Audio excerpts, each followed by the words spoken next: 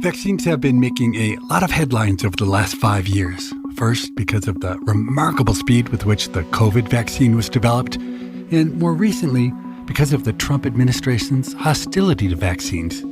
I can't think of a better time to have a conversation with today's guest, Seth Berkley, who for more than a decade ran the largest vaccination program in the world. These are amazing technologies that have lifted us up from a situation where people are losing a third of their kids routinely to a place where people assume you have one child, that child's going to live and be healthy. Welcome to People I Mostly Admire with Steve Levitt. My guess is that you've never heard of Gavi, G-A-V-I, it's spelled, because for an organization with such a massive impact, it keeps a very low profile. So I started my conversation with Seth by asking him to just tell me what Gavi does.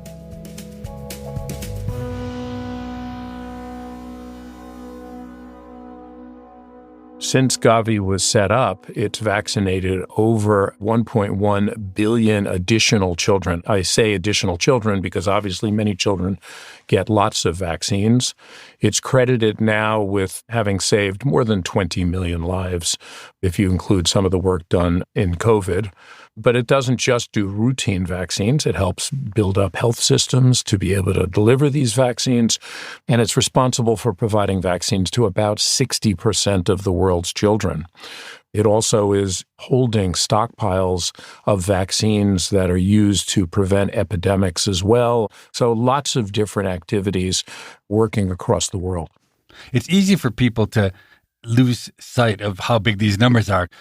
Just to reiterate what you said, we're talking about over 1 billion kids who have been immunized that wouldn't have been otherwise, and 20 million deaths, which is an incredible number. And so absent the vaccinations, about 1 in 50 or 1 in 60 of these kids would have died. And it's a stark reminder of how precarious life is in the poorest countries.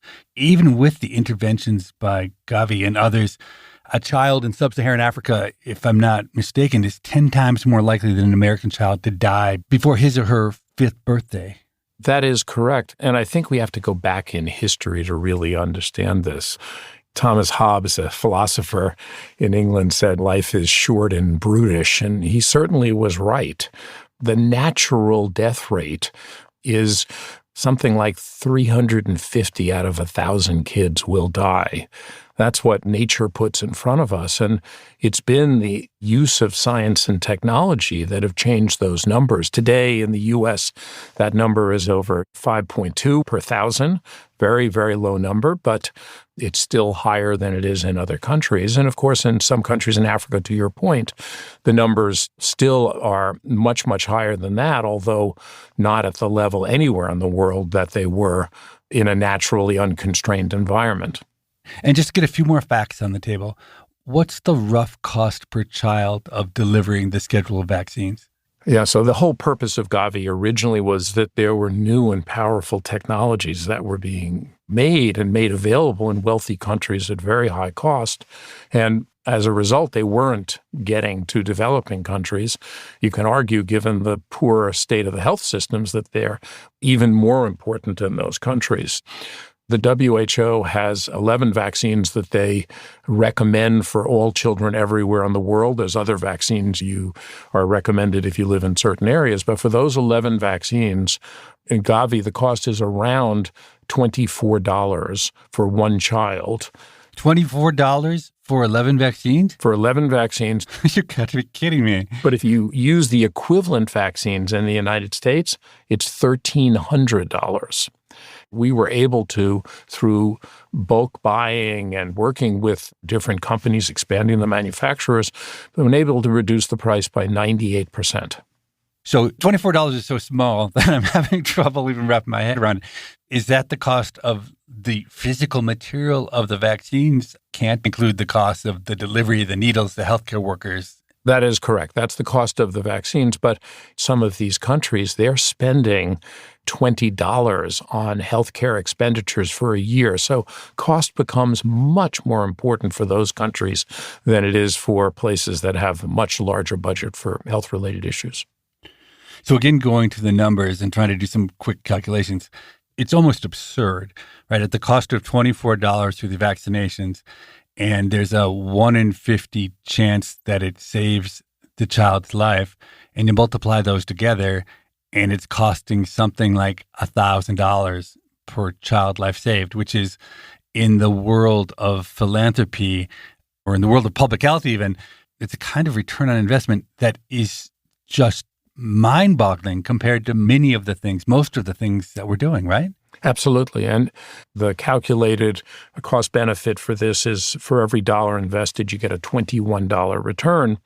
But if you take the broader sense of what people want in terms of having good health, having a life without morbidity and other conditions, it goes up to, for every dollar invested, you get a $54 return. And there's nothing like that in healthcare. This is why vaccines form the base of the healthcare system in virtually all countries in the world. The irony of this is that it is the most incredible intervention, and yet because there is so little money in it for the pharma companies, right? If you could charge $1,300 per kid in the developing nations for vaccines, the pharma companies, I suspect, would be lining up to do a lot more R&D, a lot more investment in vaccines that would be incredibly useful in the developing countries.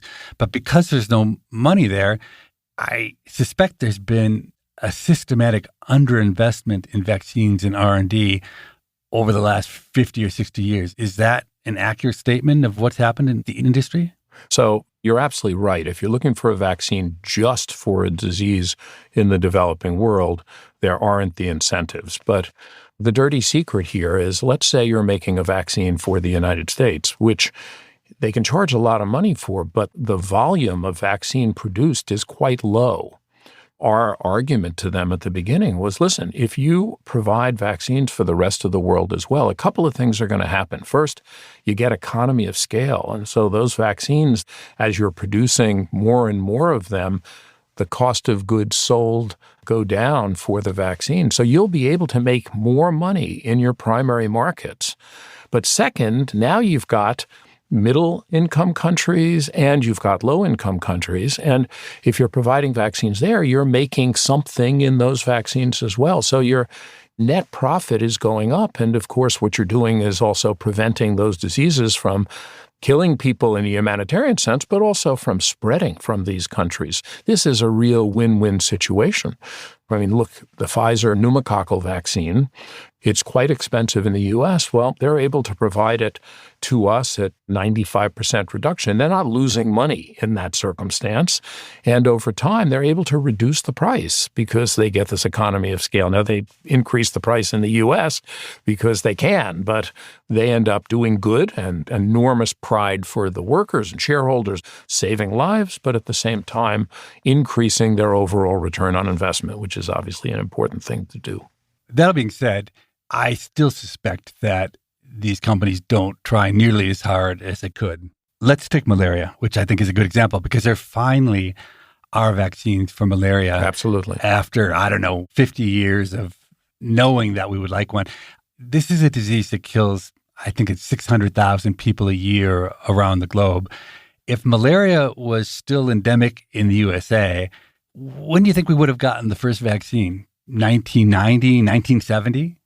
Well, it's hard to answer that because science is unpredictable, but certainly there would be more money having been invested in it. The reason malaria is so hard, it's not a bacteria or a virus. It's a parasite. It's a complex organism that has ways to try to avoid the immune response. But we've produced a vaccine. It's not the best vaccine. The efficacy rate isn't incredibly high, but because malaria is so common in the hyperendemic regions, for every 200 kids you vaccinate, you are estimated to save one life. So this is an incredibly powerful tool. Started out being expensive to produce, but as that now has moved to other manufacturers, particularly some in the developing world, those prices have dropped dramatically. Another example would be Ebola, a scary disease. There were many different big Ebola outbreaks in poor countries in Africa. There's zero market there. And so the work actually came because if you remember the anthrax attacks that occurred after September 11th, President Bush created a system worried about bioterrorism. And for a while, Ebola was on the bioterrorism list. So then there was some money pumped in and some vaccines were made. They decided it was too hot an agent to use for bioterrorism. So those vaccines just got put aside. And when that terrible outbreak occurred in West Africa, they were dusted off. And our job was to put an incentive in place for companies to be able to take the vaccine all the way to licensure and ultimately set up a stockpile for it. And now we have a stockpile of 500,000 doses that are available for anybody in the world, and they've been used in outbreak after outbreak. And so you really have to think about how to get incentives in place for things that really have a complete market failure. Yeah. The stunning speed with which we managed to deliver COVID vaccines might lead people to believe that it's easy to make these vaccines, but the truth is it's really difficult at so many levels. Could you talk a bit about vaccines and what makes them so challenging to develop and to manufacture and to distribute? Yeah, absolutely. So first of all, vaccines have now a couple of 100-year history, and obviously science and technology is getting better and better. But we don't fully understand every aspect of the immune system. And so there is a process always of ultimately empirical testing in humans. So you can design it, you can test it in different animals, but it ultimately has to go into humans. And given that this is something you're going to give to healthy people, you also have to make sure that they're safe and there's no side effects. You need very large trials. So all of that adds to expense. The previous history for the time it took to get a vaccine, the fastest one was 4 years before COVID occurred. And so when COVID appeared, all the experts said this is going to take us maybe super accelerating 18 months, 2 years. It was ultimately 327 days, which is just amazing speed. And part of that was the incredible investment that was made. Operation Warp Speed was a serious effort, but it also was that previous research had been done on other coronaviruses. There was previously SARS, there was MERS. Those are two other outbreaks that occurred of coronaviruses. So people had started to create vaccines, although they didn't take them all the way. And so when COVID hit, we knew enough about what the right approach would be. And then we also had the advantage of this new technology, mRNA, which is the fastest way to make vaccines. And so the combination of all of that allowed this to move at lightning speed. The first vaccine, the sequence was put together in a couple of days. It was, I think, 42 days for the first vaccine to get made, and then it was 63 days ready to be injected. Nothing like that had ever happened in history before. And it really shows the power of science, which, by the way, is going to be critical because we're in a moment of polyepidemics and we're going to see many more. And COVID had a high mortality rate. People forget that. There are things that have much, much worse, and that could be the next one. You said 4 years was the fastest pre-COVID, but my impression is it's typically more like 10 years. That's correct. But on top of that, most vaccines fail, right? What percent of vaccines are deemed successful and eventually approved? We say actually 7%, so it's a small number. Obviously, when you get to the latest stage of trials, if you're going to invest hundreds of millions of dollars in doing the test, you don't want to have lots of failures at that point, but they still fail at that point. And they can fail, by the way, from an efficacy point of view, but they can also fail from a safety point of view in terms of finding side effects that you don't see in small trials. It really is a expensive and difficult proposition. Of course, that is changing now with computing, with AI, which will also speed it up because you can do better predictives. But as a vaccinologist I worked with when I was younger said, mice lie, monkeys don't always tell the truth. And therefore, you have to ultimately do it in humans to really know whether it's going to work. We'll be right back with more of my conversation with Seth Berkley after this short break.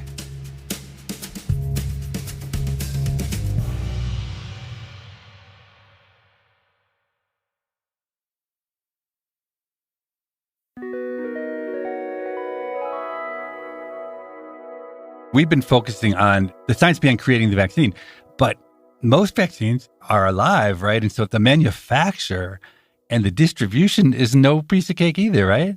That's correct.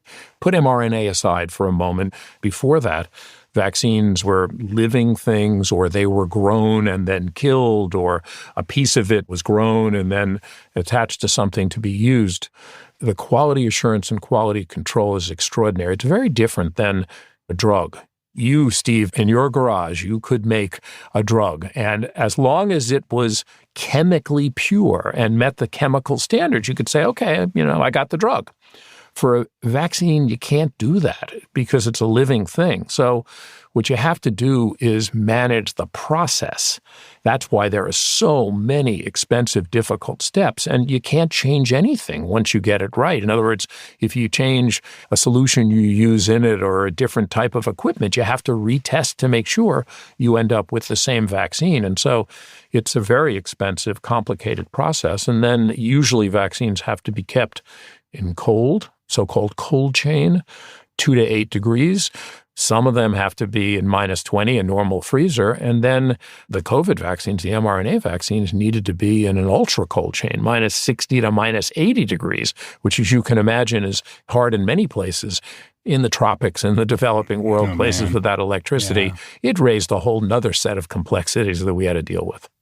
Yeah, one of the things I didn't even think about until I read your excellent book, Fair Doses, is that many vaccines are there to prevent outbreak.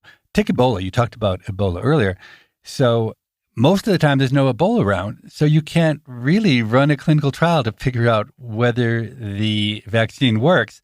But you essentially have to have the vaccine on hand and then try to do a clinical trial in the middle of an Ebola outbreak to figure out the efficacy and the safety. And that's just a whole nother level of difficulty that sitting in my living room, I wouldn't be thinking about. Yeah, that's absolutely right.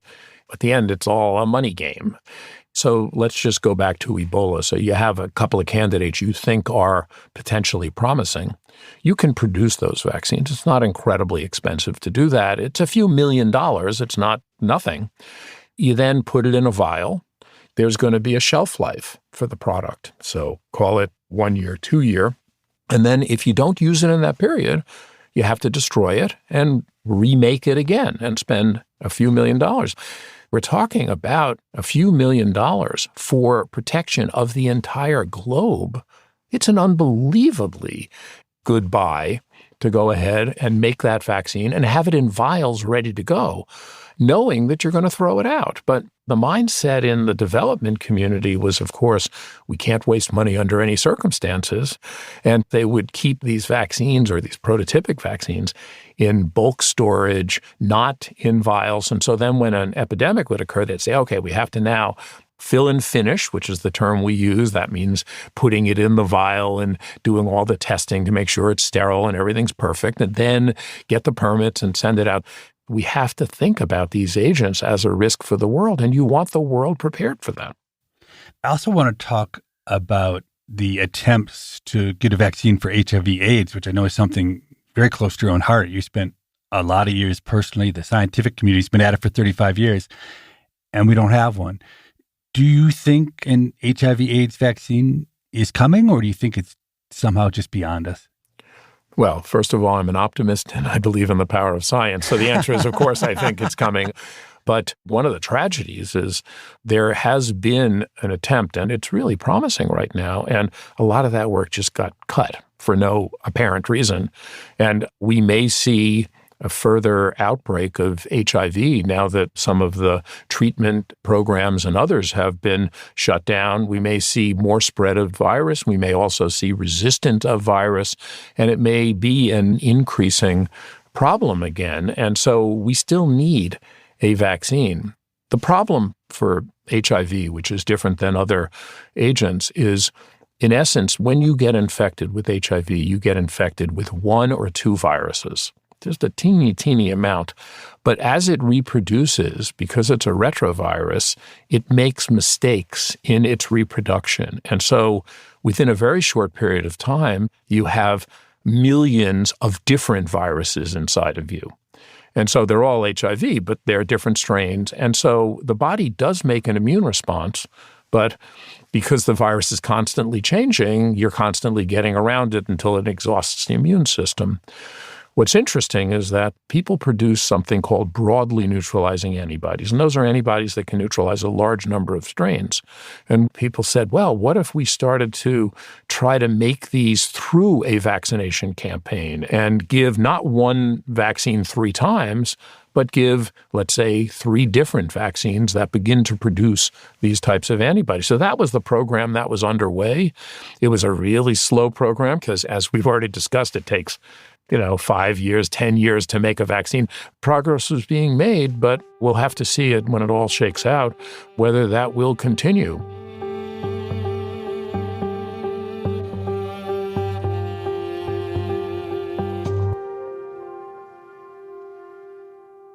You and I share the view that vaccines are an amazing scientific accomplishment, one of the greatest medical innovations of all time. But there are a lot of anti-vaxxers and even more people who you might call vaccine hesitant. Is there any scientific basis for an anti-vax stance, or do you just think they're getting it 100% wrong? Well, as with everything, you don't get it 100% wrong. When you take a disease, let's say measles, it was killing millions and millions of people when it was going unchecked. And the thing about measles, it's the most infectious agent we know of. If somebody was in your doctor's office with measles and left, you can come in hours later and you can get measles from it. So it's just a super infectious agent. Everybody got infected, and they have really bad complications that go with infection. The most scary to me is something called subacute sclerosing panencephalitis. It's just horrible. And an example is Roald Dahl, the children's book writer. It was pre-vaccine. He was sitting with his daughter, and she's getting over measles. And she says, "Daddy, my hand feels funny." And hours later, she was dead. Her brain basically dissolved. I mean, these are really bad things. So one problem is we have vaccines. Now everybody says, oh, measles, no big deal, because we don't see those types of problems much anymore, although we still see them in the developing world. The diseases are much worse than the vaccines. But the reason there is this concern about vaccines is vaccines will have some side effects. People will say, gee, I don't believe there's any risk for these diseases. And my kid, my neighbor, they got a shot and the kid was crying and the kid had a fever. And if they didn't get the vaccine, they would have had the actual disease and they would have been really sick. Are vaccines safe? Incredibly safe. Do we have a good system in place to look at side effects, to look at rare occurrences of problems? Absolutely. But when you're getting your information anecdotally from non-reliable sources, then you don't necessarily have the right information. I think anything that is preventative, like vaccines are, really struggles against human psychology, because those 20 million deaths that Gavi prevented, they didn't happen, so nobody experienced them. There was none of the pain. And it's really hard for people to use their imagination. I'll tell a horrible story. It relates back to the pneumococcal vaccine, Prevnar. Incredibly, my own son, Andrew, my first son, he died from pneumococcal meningitis in October of 1999, completely out of the blue. I'm sorry. And incredibly, Prevnar was approved by the FDA in February of 2000, just 4 months after my son died. But the thing is, I'd never heard of pneumococcal meningitis. It's not on anybody's radar. And absent the horrors that come with these diseases, the vaccine works against its own acceptance by effectively getting rid of the horror. You know what I mean? It's just a hard problem to deal with because no one can really imagine the counterfactual of what would have happened absent these vaccines. And so we become very complacent in the face of their existence. First of all, I'm really sorry. Nobody should have to go through the loss of a child. That should be the goal that we move towards. You know, I knew about pneumococcal meningitis, and experts know about it, and pediatricians know about it, and hospitalists know about it. Not everybody else knows about it. The general population, even well-educated ones, don't know about it. And the challenge is if you say, well, let's just get rid of all the experts, then it's just a crazy free-for-all. No parent goes in and says, gee, I want my kid to get a terrible disease, to get side effects, to end up crippled. But who's explaining and how are they understanding the risks that they have? The challenge with prevention is you're giving these innocent little babies a bunch of injections, and they may have some side effects, and you have to understand and believe that you're doing something good for your kid. And if you don't believe that, then that's a breakdown in communication, not in science. Yeah. And I think the fact that we give vaccines to young children who are undergoing rapid development, who are often not at the age where they're able to talk and express things either, then the causality of what happens afterwards becomes confusing, right? Because you don't see symptoms of autism necessarily in a 6-month-old baby, but you do in a 2-year-old child. And in between, that child has gotten a bunch of vaccines. It's easy for parents to say, mistakenly, almost for certain, oh, my kid was on track, now he's off track. What happened? Well, I got those vaccines. It's the vaccines that did it. And so I think, again, the human psychology crashes headlong into the science. And I think somehow in the modern dialogue and expression in social media, somehow science has kind of been losing the battle in a way that is, to me, very unexpected. That's exactly right. And again, the problem is it's not a few people got the vaccine and then they went on to get something.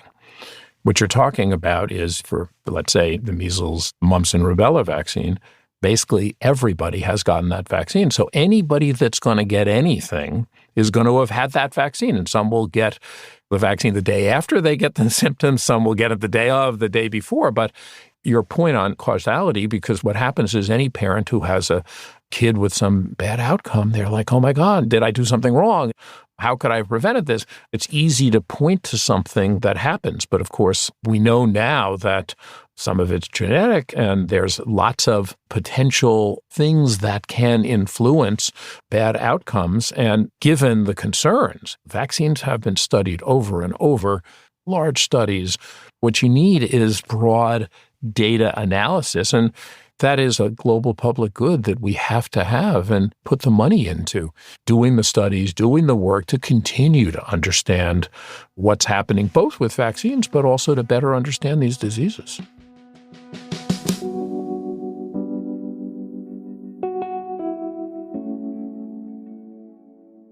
I'd like to go back to Gavi. We've talked about its accomplishments, but I'd also like to talk about how remarkable it is that the organization exists at all. We're all used to this notion of big government health agencies like WHO and UNICEF, but Gavi is something different. It's a public-private alliance. I'd just love to hear you talk about how that works. Well, it's an interesting history. It used to be that vaccines were made by the public sector. I worked at the Massachusetts State Health Department. They used to make vaccines, and we as Americans particularly, but around the world, decided that getting industry to do this, private sector industry to do it, was a better way to make these products. And so less and less there's public sector and more it's made by the private sector. Now, why is that important? If you're going to make an effort to get these vaccines out globally, if you're going to influence the market, if you're going to shape the market, you need to work with the private sector. By the way, 1974 was when the big push for vaccines in the rest of the world occurred. At that point, less than 5% of kids in the entire world received a single dose of vaccine, much less all of the ones that were recommended in those days. But as new vaccines appeared, there was a real challenge with getting agencies like the UN, the World Health Organization, and others to work with industry because they had a suspicion of industry and industry had a suspicion of them.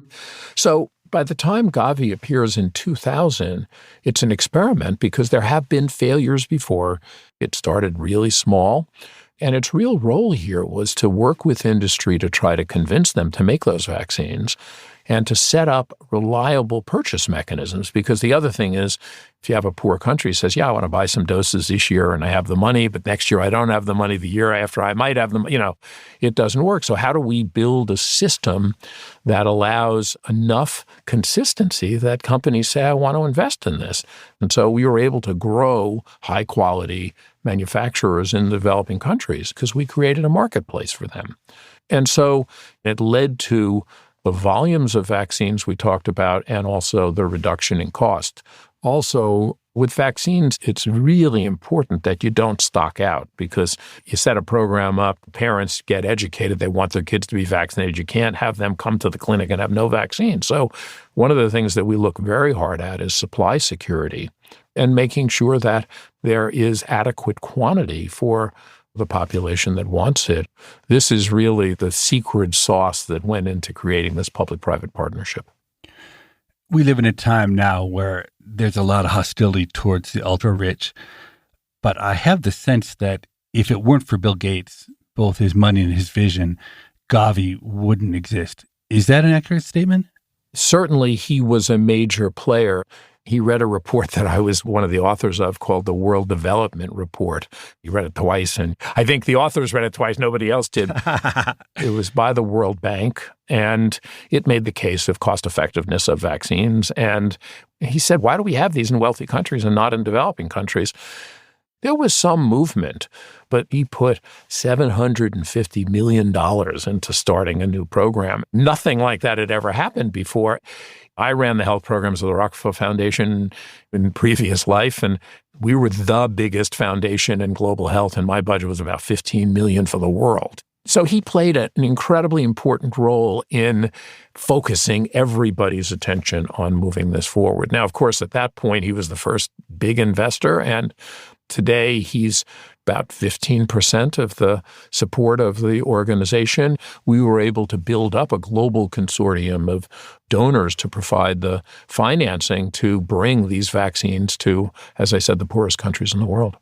So I run a little center at the University of Chicago, and one of our projects focuses on organ donation, and we recently celebrated the 100th kidney donation that was facilitated by our program. And 100 lives is a lot of lives. And then I think about Gavi. I mean, you ran Gavi for over a decade, and it just seems almost surreal to think about you shepherding billions of dollars of funds and immunizing a billion kids and rubbing shoulders with world leaders and saving 20 million lives. It's a scale of activity that's almost beyond comprehension to me. Does it make any sense to you, having experienced it? Well, it certainly was a change from my previous life working on AIDS vaccines. But I think the amazing thing is that I was able to meet with world leaders. I was able to meet with pharmaceutical CEOs. And I would say the receptions almost always were really positive. In terms of fundraising, I raised in the time I was there $33.3 billion. That's a lot of money, but it wasn't unbelievably hard because what you're talking about is saving children's lives, protecting the world from horrible epidemics and pandemics, and making the world a fairer and safer place. And by the way, vaccines are the most widely distributed health intervention. So about 90% of kids get at least one vaccine in the routine vaccine program. That's different from campaigns for epidemics. And what's critical is that is the infrastructure that is used for other health interventions, but also to look for pandemics, outbreaks, other challenges. And so this becomes the core of trying to create a healthy world. So let's talk about COVID. While one could see how Gavi might pitch in, one could also make the case that wasn't your mandate. Your funding was around childhood immunizations, and COVID was somebody else's problem. Can you take us back to the early days of COVID and the thought process that you were going through as you had to decide, am I going to change the path of this organization or am I going to stick with what we're good at? Yeah, it was a tough time to think through this.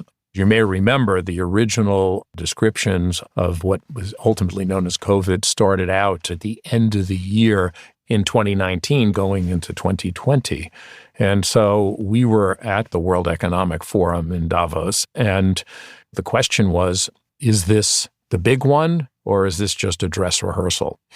What we heard is that it was a point outbreak in a market in China with some deaths.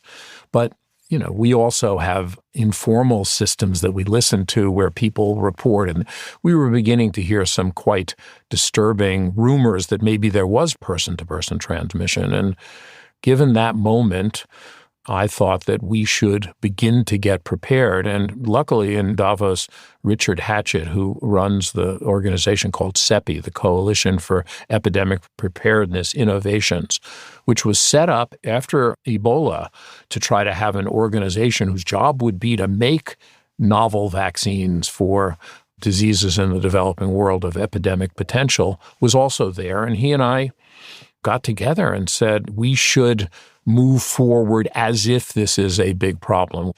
We knew in previous outbreaks, influenza outbreaks, as soon as people realized it was a bad pandemic, high-income countries went to the manufacturers and just said, we'll take all the vaccine you have. Sure. And at the end, there's no vaccine there for the rest of the world. The best way to control an epidemic is to try to control it where it's spreading and to try to vaccinate those at risk.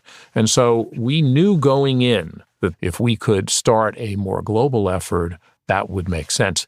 That was really the intellectual beginning of what became COVAX. And so we created a loose-formed coalition to move this forward. We built up over time, raised money, and ultimately were able to deliver 2 billion doses of vaccine to the poorest countries. If I try to boil it down to the nuts and bolts, it seems like what you were trying to do was to purchase huge quantities of COVID vaccines that didn't exist with a pile of money that you didn't have. And that doesn't really sound like a recipe for success. That was exactly what we were trying to do.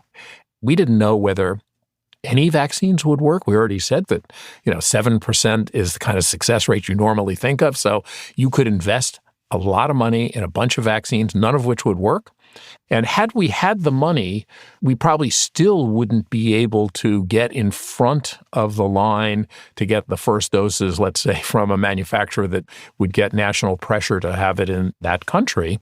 But what we could do is get in the queue, and we also could begin to talk about financing technology transfers, which we ultimately did do.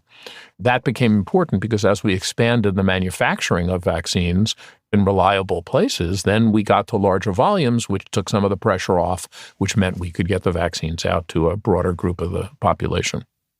It's so easy looking back because it was such a success to think that all of these choices that you were making made sense. But it seems to me that the choices you were making could have destroyed Gavi, really, if this all went awry. Do you think that's overstatement? Or do you think it was just you understood there were real risks and it was just the right thing to do and you did it? It really is the latter. I mean, certainly it could have destroyed Gavi. We tried to be as transparent as possible. We didn't try to get ahead of our skis. Initially, it was China and it was Italy and it was the U.S., but then you began to see in developing countries, obviously the Delta wave in India was just devastating. And so people are like, we have to do something. Obviously, I think it was a success, but it wasn't such a success. We had a lot of problems with vaccine nationalism, with export bans, with restrictions, and at the end, the very poorest countries did not get access at the same pace as high incomes did. Now, we never expected it to be exactly the same.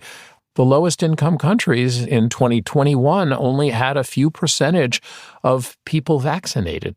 We ultimately got the lowest price from every single manufacturer that provided us. And we ended up with the largest portfolio of vaccines in the world. We had 11 different vaccines.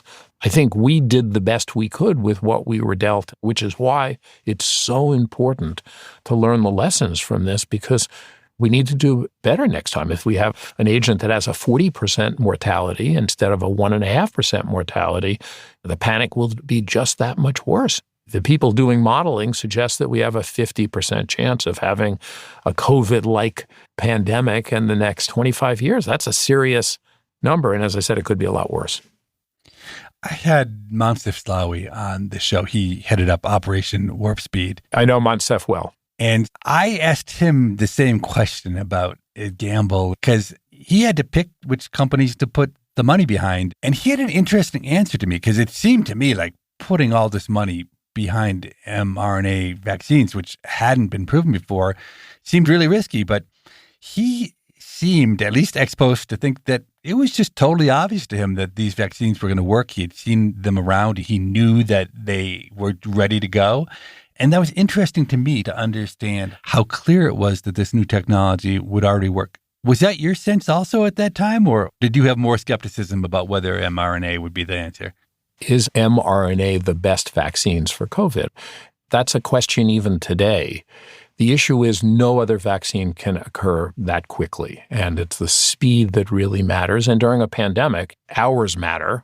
I think Moncef is right. The science of how to make a spike protein and using that for a coronavirus-like agent had been worked out. So from an efficacy point of view, I think he's absolutely right. What you never know, though, is what are going to be the safety challenges in a novel technology once you start using it in larger numbers, which is why Operation Warp Speed funded big trials. I mean, with 30,000 person trials. By the way, he didn't just do one mRNA or two mRNAs. He did a range of other vaccines as well.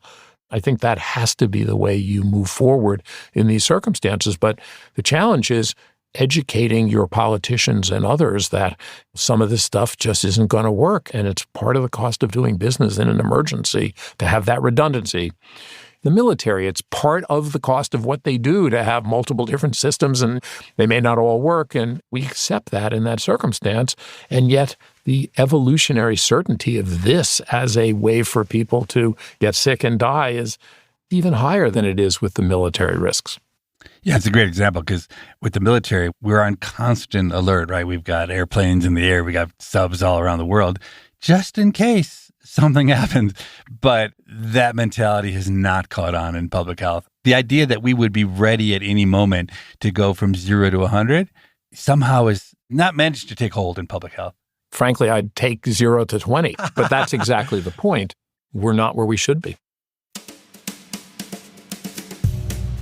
You're listening to People I Mostly Admire. I'm Steve Levitt. And after this short break, I'll return with Seth Berkley to talk about finding the source of outbreaks and about the Trump administration's assault on vaccines.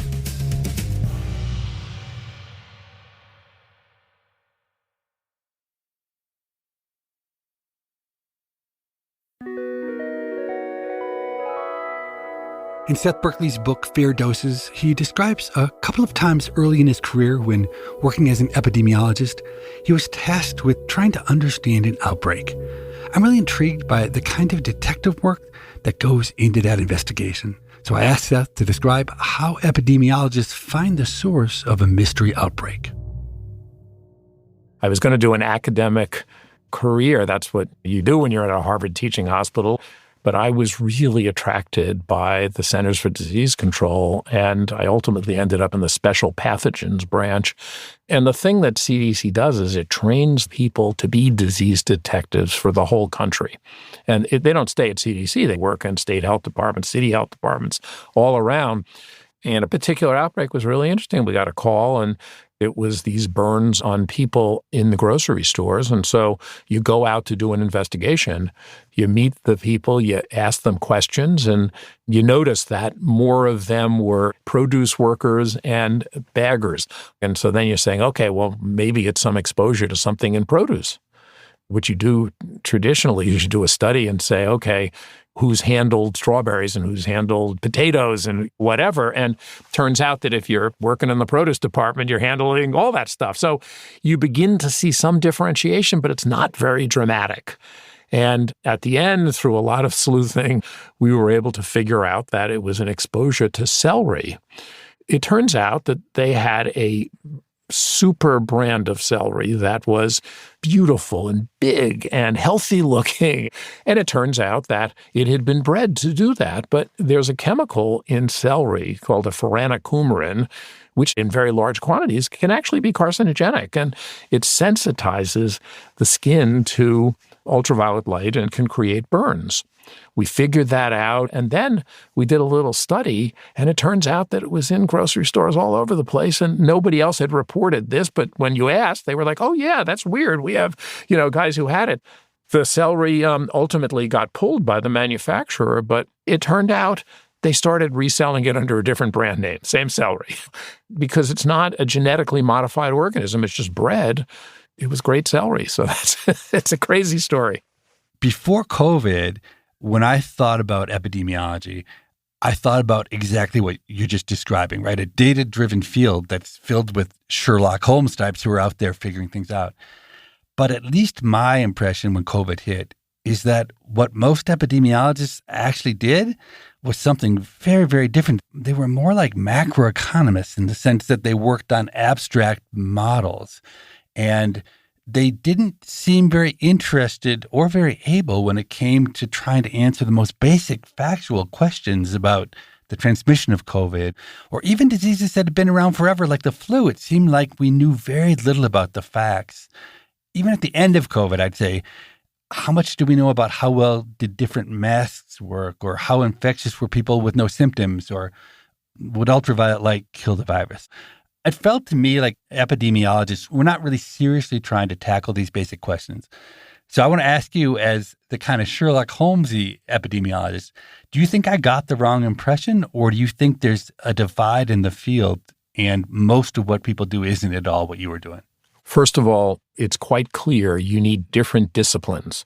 If you said to me, Seth, how do you do a test on which masks work and what the particle sizes are and flow information, you need somebody who really has those skill sets. And an agency like CDC does that. They have people who work on safety in hospitals and ventilation systems and particle size and all of that.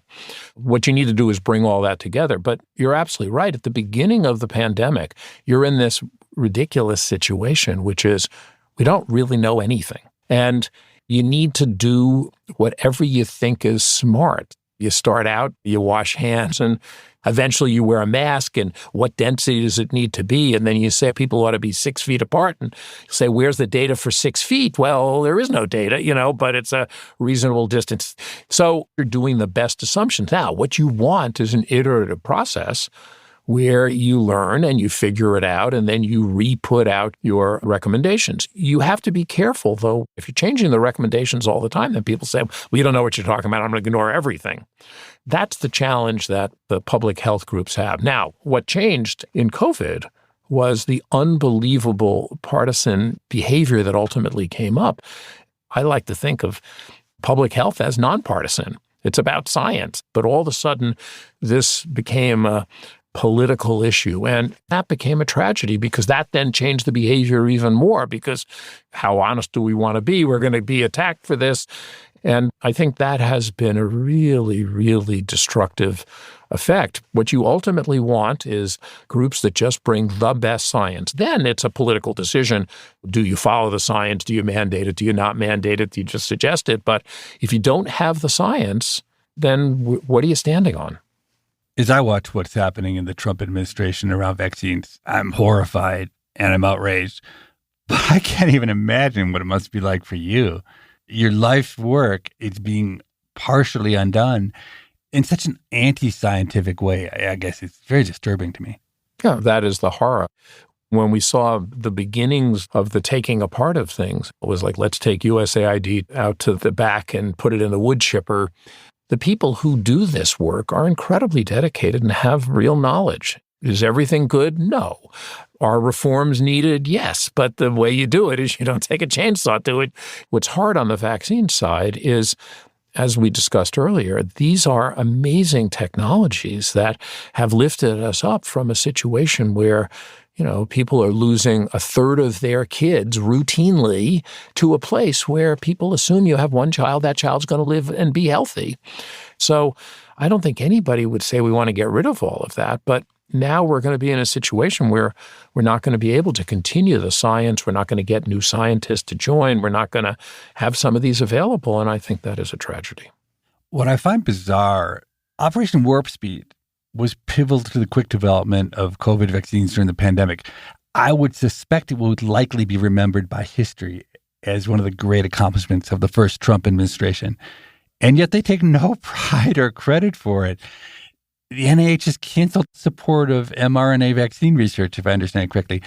It just seems strange to me.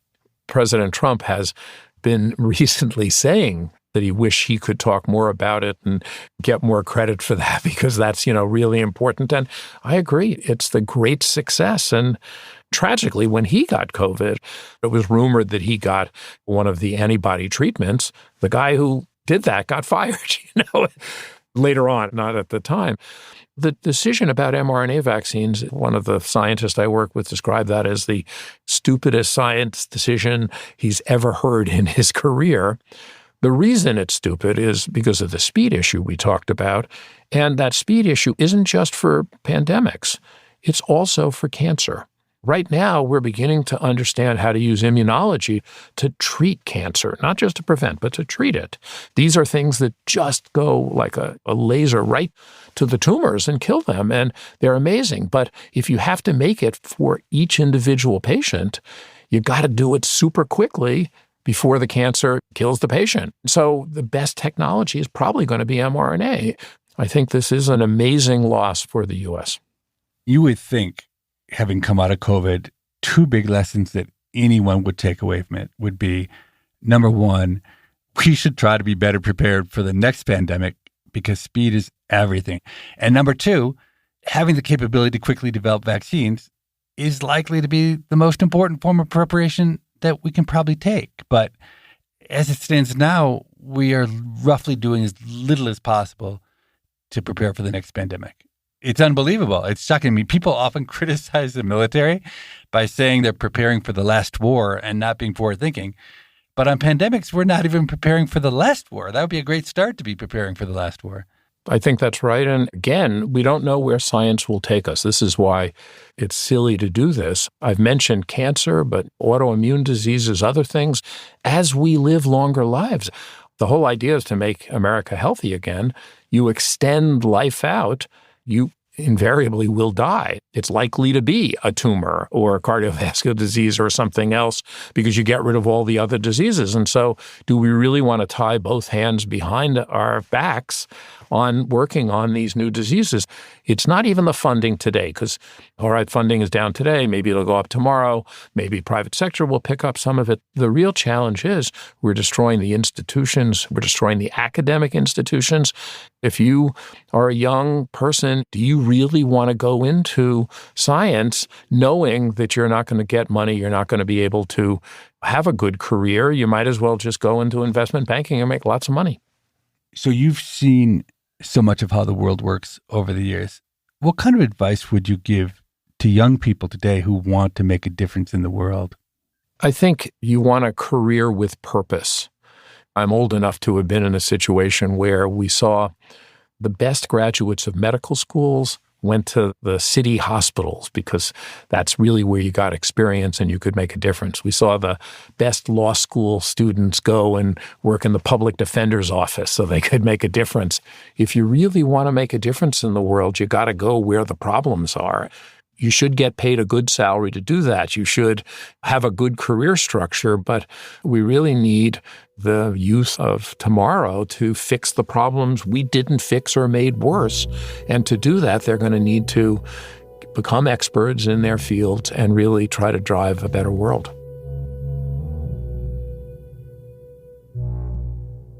Let me just go on record as saying that on a dollar-for-dollar basis, our failure to prepare for the next pandemic may be the single worst policy mistake of our time. It's not too late to change course. Let's hope that policymakers come to their senses. Seth Berkley's book, Fair Doses, an insider story of the pandemic and the global fight for vaccine equity, will be published on October 28th. You can pre-order your copy now.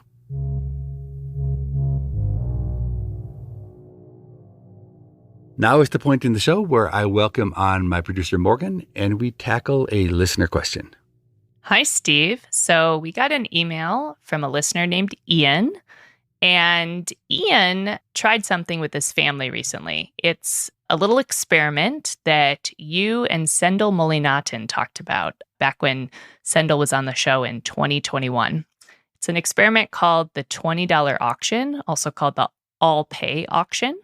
Ian tried to do it with his family in the pub. Do you want to remind our listeners what the $20 auction is? Absolutely. And I also want to say that I love that Ian listened to an episode, and in the spirit of both scientific inquiry and having some fun, he took it to the streets, or in this case, to the pub.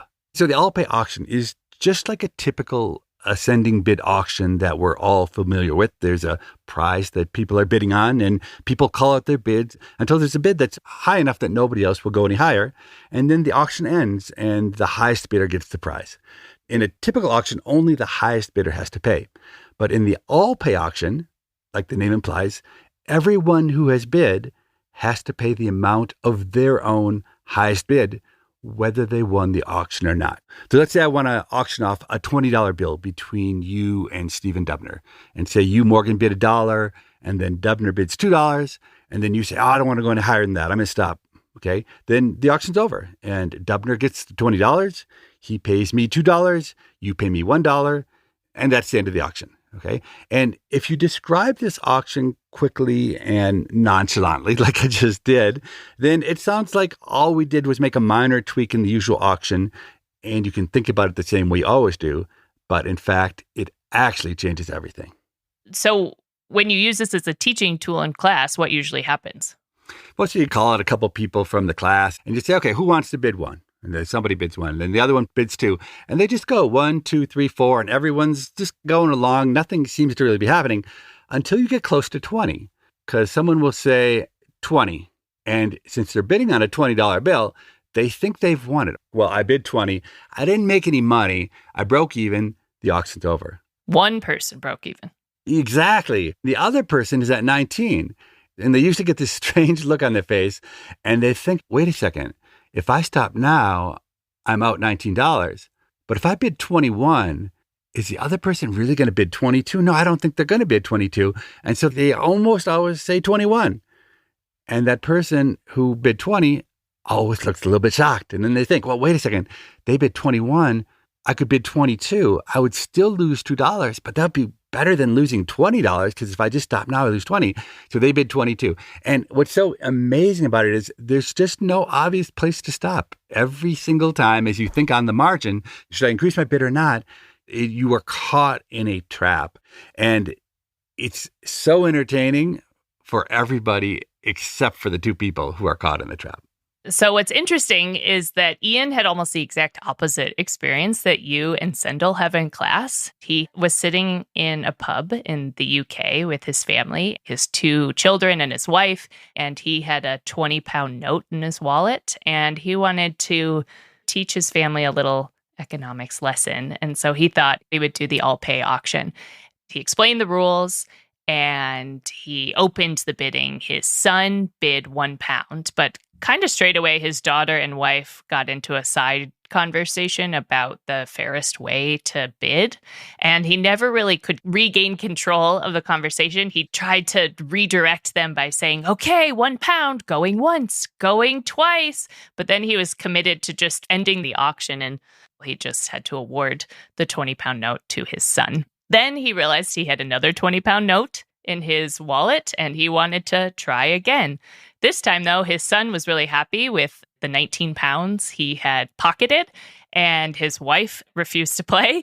And so his daughter ended up bidding £1, and she got the 20-pound note, also netting her 19 pounds. So at this point, Ian is out 38 pounds, though his daughter was kind enough to hand him the 20-pound note back. But I'm not really sure anybody actually learned the lesson that he was trying to teach them. Yeah, I think you're exactly right. I do think there are 3 lessons that we can take away from what happened. And the first one is actually a really important one that we don't talk about that much, but people behave differently in different settings. This is an auction that takes advantage of people who are in a consumer mindset, who are thinking like they're at an auction, because it's those rules of thumb that break down when you all have to pay. But within families, people often behave very differently. They have a different set of rules. They act differently. They have different calculations. And one thing I think Ian learned here is that the wrong place to do this is with the family. If he did this at the pub with his coworkers, I guarantee you, with a little bit of skill, he could pull off what Sendel and I get in the classroom. Now, the second lesson relates to that little bit of skill. In this setting and almost everything in life, you can never forget that how you implement things matters. And Ian just botched this from beginning to end. Because the key as the auctioneer in this setting is you just got to get things moving and you got to get people bidding. And in a very casual way, let them be reassured that, look, they have lots of experience with auctions. You see, as we get going, it'll start to make more sense. You don't need to worry about the exact details. And that's what I do in class, and everybody jumps right in, and everybody always takes the bait. But the first rule of being an auctioneer is you can't have a lot of chatter going on in the background when you're trying to auction something off. You got to keep people focused. Okay, what's the third lesson? Not all failures are actually failures. Sure, it cost Ian 38 pounds, but he's got a great story. He got on People I Mostly Admire. Even though it didn't turn out the way he hoped it would scientifically, in the end, there are lots of ways to succeed. And Ian definitely scored with this one. Ian, thanks so much for sharing your story with us. That was really fun. Listeners, send us an email if you have a question for Steve Levitt, or if you have a situation that could use an economic solution, or if you have a question for our guest, Seth Berkley. We can get that to him and possibly answer it in a future listener question segment. Our email is pima@freakonomics.com. That's PIMA@freakonomics.com. It's an acronym for our show. We read every email that's sent, and we look forward to reading yours. Next week, we've got an encore presentation of my conversation with Charles Duhigg on having great conversations. And in 2 weeks, we got a brand new episode featuring Harvard linguist Steve Pinker. He was the first guest I ever had on the show 5 years ago, and I've got him back now to talk about what he's been working on and his fights for academic freedom. As always, thanks for listening, and we'll see you back soon. People I Mostly Admire is part of the Freakonomics Radio Network, which also includes Freakonomics Radio and the Economics of Everyday Things. All our shows are produced by Stitcher and Renbud Radio. This episode was produced by Morgan Levy and mixed by Jasmine Klinger. We had research assistance from Daniel Moritz-Rapson. Our theme music was composed by Luis Guerra. We can be reached at pima@freakonomics.com. That's PIMA@freakonomics.com. Thanks for listening. The time flew, and we could have done another 2 hours.